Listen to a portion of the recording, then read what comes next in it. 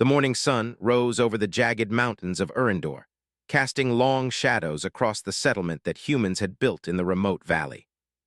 The colony was small, just enough to house a few hundred researchers, engineers, and support staff, but it had everything they needed. Solar farms, hydroponic greenhouses, and workshops filled with tools for repairing the machines that kept the settlement alive. Among them, one man moved quietly through the corridors, unnoticed by most. He carried himself with the steady ease of someone who had learned to go through life without drawing attention. He repaired broken machinery, carried supplies, and helped anyone who asked, but no one really looked at him twice. He was ordinary, or so everyone thought. He had been born on another planet far from the central worlds and had grown up with nothing remarkable. There was no royal blood, no wealth, no fame. Just ordinary days filled with work, meals, and the rare moments of laughter shared with the other settlers. He liked it that way. There was comfort in simplicity.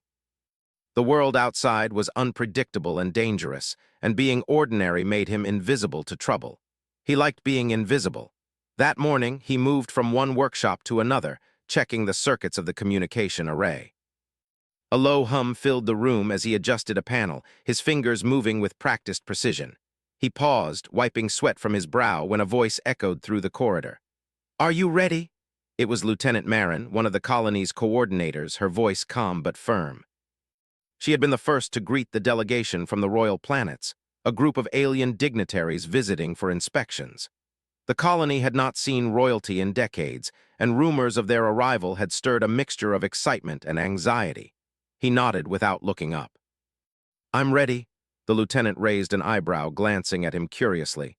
"You're always ready. That's why I keep asking if you're ready. You should relax a little. You might actually enjoy meeting them." He smiled faintly.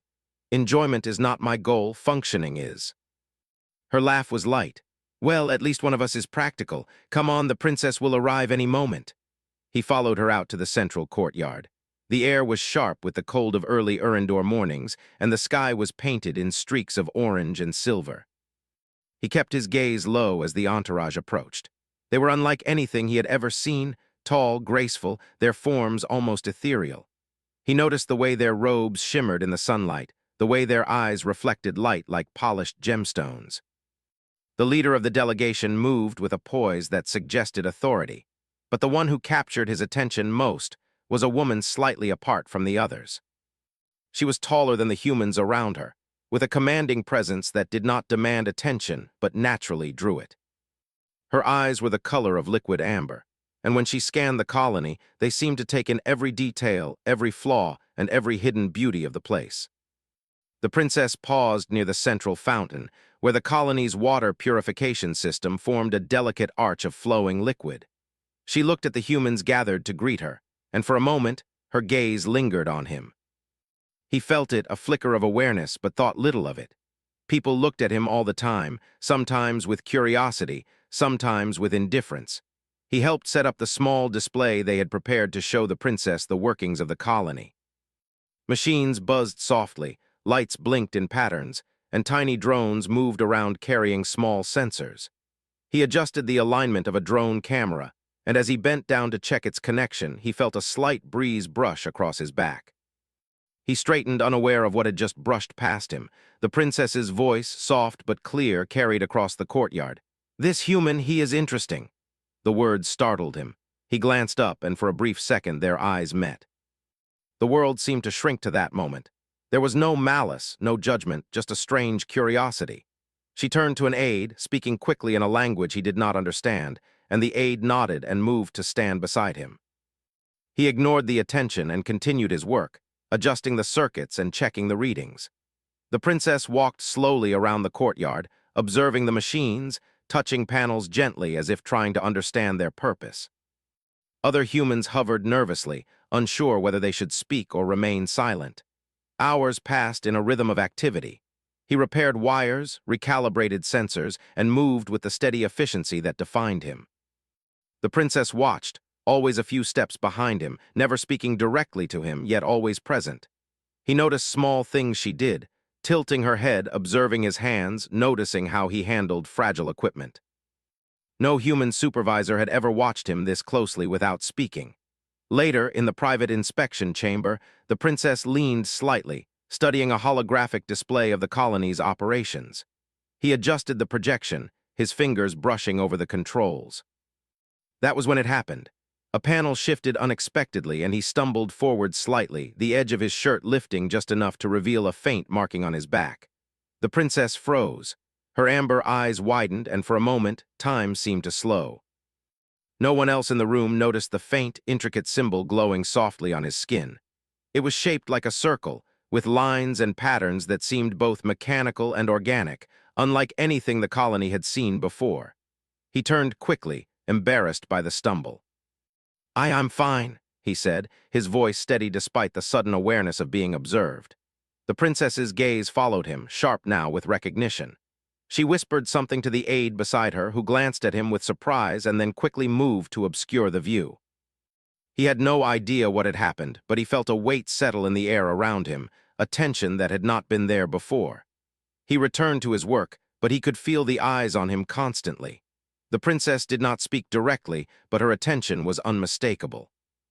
Every movement he made was watched, studied, and noted.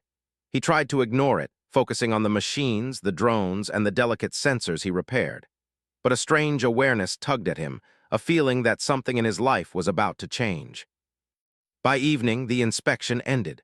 The princess left the courtyard with her entourage, her robes flowing like liquid light behind her.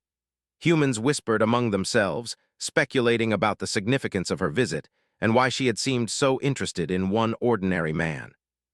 He overheard snippets of conversation, but no one had answers, and he did not either. That night, he lay in his small quarters, staring at the ceiling. The faint glow of the marking on his back had faded under his shirt, but the memory of the princess's gaze lingered. He could not sleep. Questions swirled in his mind. Who was she really? Why had she focused on him? And most importantly, what was the meaning of the symbol that she had seen? Outside, the wind of Erendor whispered through the mountains. The colony was quiet, the machines humming softly, and the stars began to appear one by one in the darkening sky. He felt both insignificant and yet, somehow, noticed in a way he had never been before. He did not know that the marking on his back was ancient, a seal tied to a legacy long forgotten by humans and aliens alike. Nor did he know that the princess had recognized it immediately, that she knew more about him than he could possibly imagine. He drifted into uneasy sleep, unaware that his ordinary life had already begun to unravel. Somewhere, deep in the royal archives of her world, scholars had records of the seal, of humans who had once bridged worlds, of abilities thought lost. And now that legacy was waking, drawn to him, invisible yet undeniable. The next morning would bring new challenges. The princess would return, and her curiosity would no longer be idle. Small events, tasks that seemed mundane, repairs that seemed routine, would begin to reveal that he was anything but ordinary. And as the sun rose again over the jagged mountains of Erendor, the ordinary man who had never sought attention was about to be thrust into a world of secrets, royalty, and destinies that had waited centuries to find him. He did not yet know it, but a chain of events had begun, starting with a glance, a faint glow on his back, and a princess who saw what no one else could. His life, once quiet and invisible, would never be ordinary again. The morning light filtered through the tall windows of the colony's main hall, catching dust motes that danced in the soft air. The ordinary man awoke with a sense of unease he could not explain. Ever since the princess had glanced at him, ever since she had seen the faint marking on his back, something had shifted. He moved through his morning routine with his usual precision, adjusting circuits, inspecting drones, and checking the integrity of the colony's solar panels. But the feeling of being watched lingered like a shadow he could not shake. As he worked, he noticed movement at the edge of the hall. A figure lingered near the doorway, seemingly observing him. At first, he thought it was one of the other humans, but as he turned, he realized it was her, the princess. She stood silently, her gaze quiet but piercing, her presence calm yet demanding attention.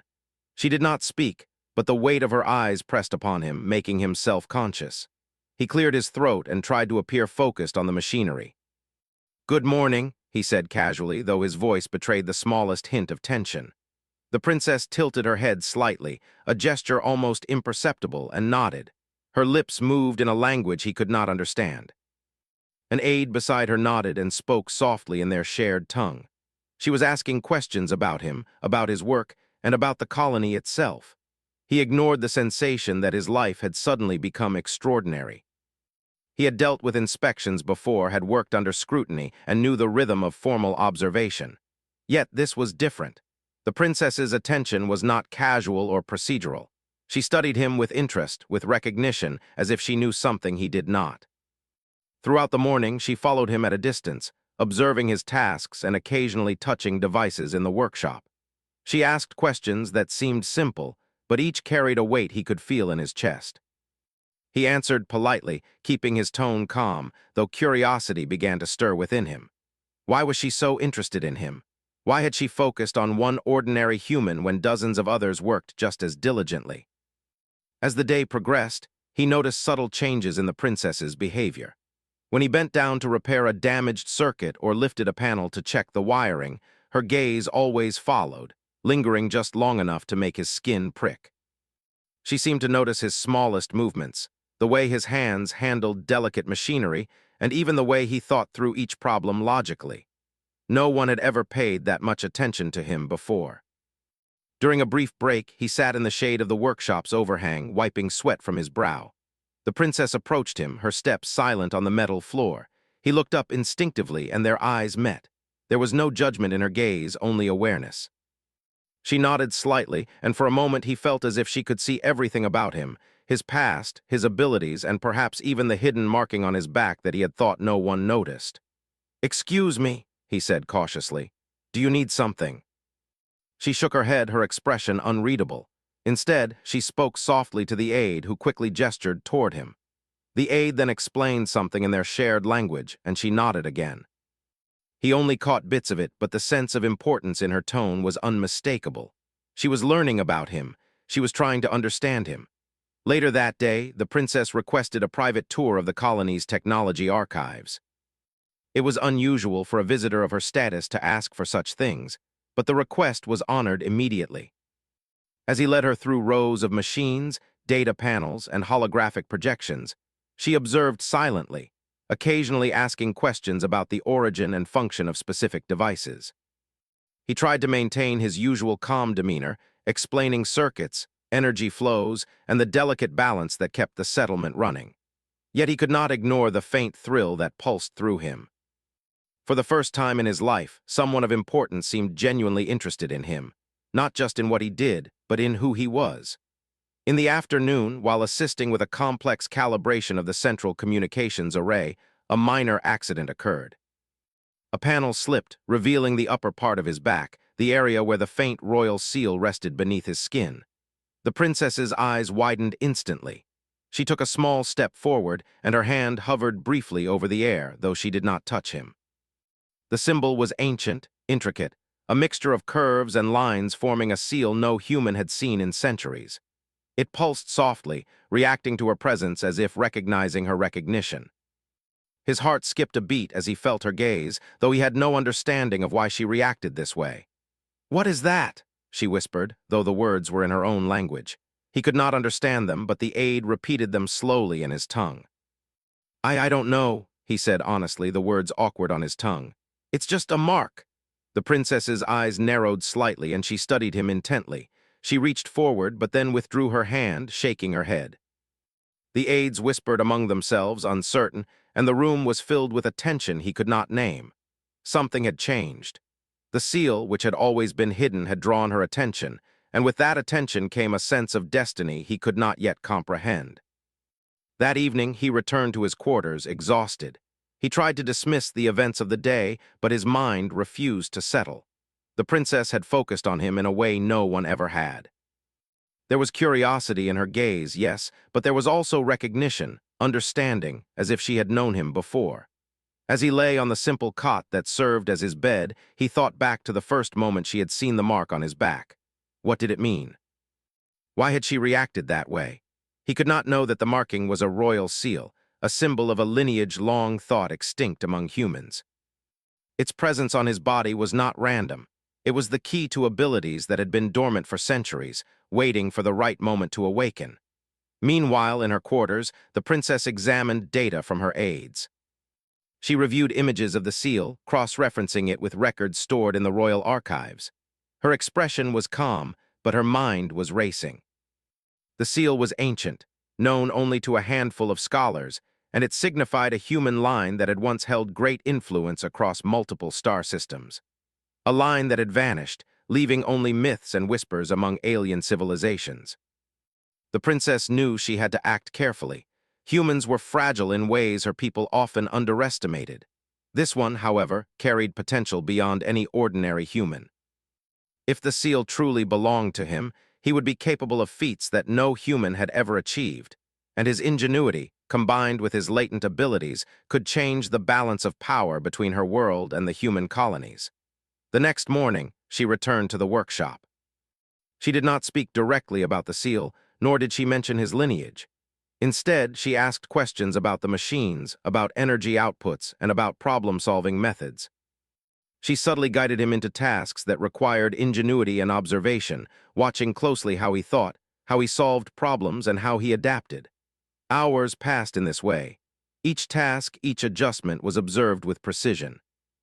He began to notice patterns in her behavior, how she always lingered when he demonstrated creativity, how she noted his quick thinking, and how she seemed to anticipate his solutions before he executed them.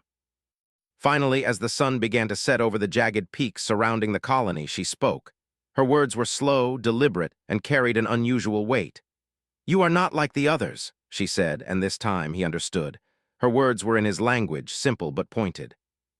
He looked at her confused. "What do you mean?" You have something that others do not," she said. She paused, then spoke carefully, almost as if choosing each word. "A gift, a lineage, a mark that proves what I suspect." He frowned. "I don't understand a mark." She stepped closer, her gaze fixed on him. "The seal on your back, it is ancient. It belongs to a human line that has the ability to connect with technology in ways no one else can. Your mind, your hands, your instinct, they are part of it." He shook his head, incredulous. "I'm just me, I fix machines, I don't have any lineage, any powers, anything special." She smiled faintly, but it was not a smile of warmth, it was a smile of certainty. "You will see," she said. "There is more to you than you know. And you must learn it, for danger comes even now." He swallowed hard. Danger? What could threaten him in a place so quiet, so remote? He had lived a life of routine, of ordinariness, and now everything was shifting beneath him. As days passed, she continued her observations, guiding him through complex tasks, subtle tests of his reasoning and skill. Each challenge revealed more about him, not just his intellect, but his ability to adapt, to innovate, and to connect with machines in ways that seemed almost intuitive. She noted it all, sometimes quietly, sometimes in whispered conversation with her aides. Outside the workshop, rumors began to spread. Some of the alien delegates noticed her unusual interest in one human. Whispers circulated about the significance of his presence, though no one could explain it. Humans, oblivious to the ancient histories of alien civilizations, were unaware of the stirrings his lineage caused. One night, while working late in the workshop, he realized that he was no longer just repairing machines. He was beginning to understand them in new ways, noticing connections and patterns he had never seen before. The princess had not taught him directly, but her presence, her observation, and her subtle guidance had sparked something within him, a latent potential waiting to awaken. As he left the workshop, exhausted but exhilarated, he felt the familiar cool wind of Erendor against his skin. The mountains loomed like silent guardians, and the stars began to appear, each one a pinprick of light in the endless dark. Somewhere beyond, in places he could not yet imagine, forces were stirring. Those who sought to exploit power would soon notice the rise of one human who had been considered ordinary, but who carried the legacy of a forgotten line. The princess watched him from a distance, her amber eyes calm yet calculating. She knew that the path ahead would be dangerous, that challenges would test him, but she also knew that he was capable. Not because of skill alone, but because of what it meant to be human. The ingenuity, the perseverance, the ability to face danger with courage and creativity. She turned away as the wind swept across the valley, knowing that the next steps must be careful, deliberate, and swift. The seal had been revealed. The awakening had begun, and ordinary would never be enough again. In the quiet hours before dawn, the ordinary man lay on his cot, unaware of the ancient significance of the mark on his back. Unaware of the alien factions that would soon seek him, or of the powers lying dormant in his mind and body. He was still learning, still discovering, still ordinary in appearance. But the extraordinary was awakening, slowly, deliberately, and inevitably. And with that awakening, the stage was set for the trials, the revelations, and the triumphs that would come in the days ahead. The dawn on Urindor was quieter than usual.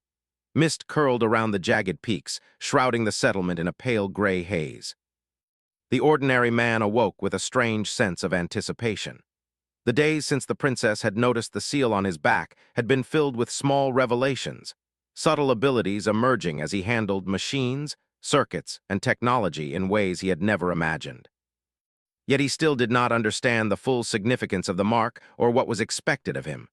All he knew was that something inside him had shifted. He dressed quickly, moving to the workshop before the sun fully rose. Tools and machines awaited, but he approached them differently now. He could feel the hum of circuits, the flow of energy in wires, and the pattern of how devices communicated.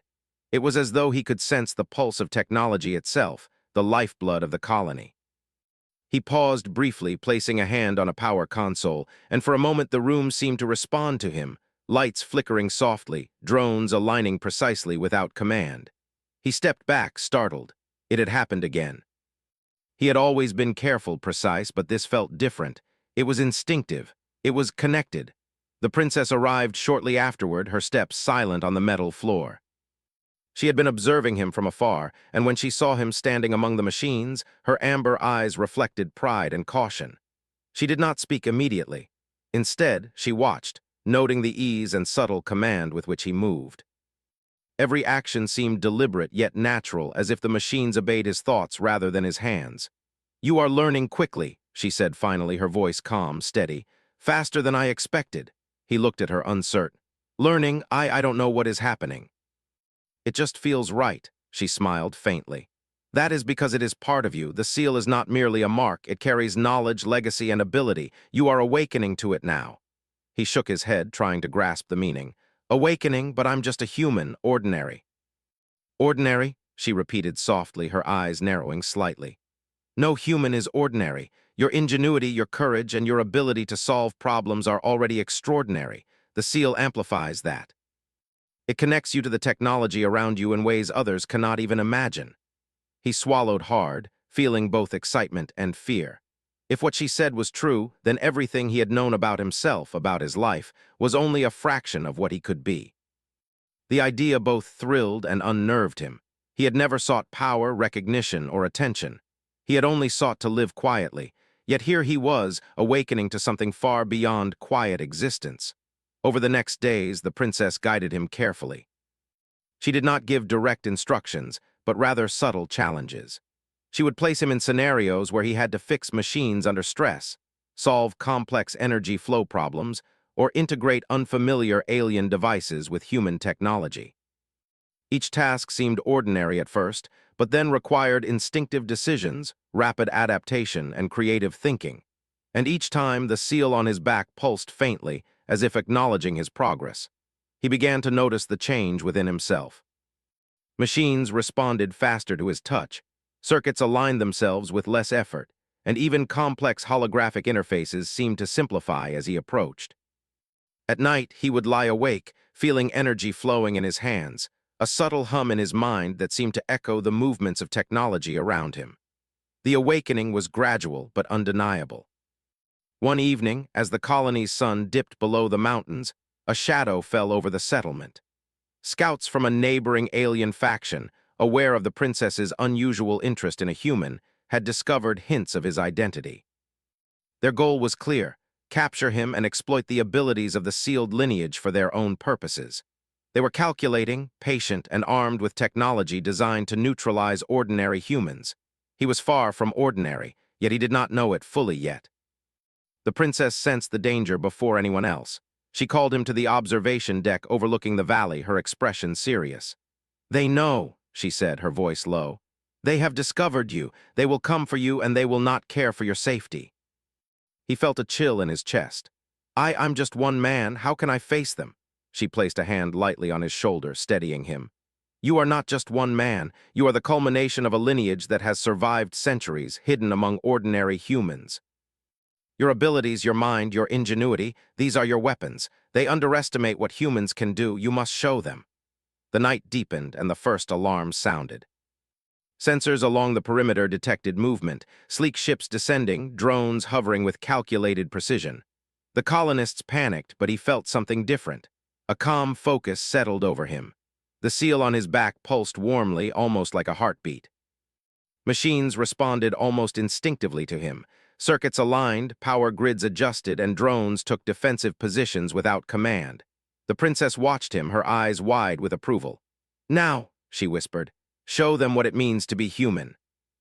He stepped forward, taking control of the central control panel. It was as if the seal communicated with his thoughts directly.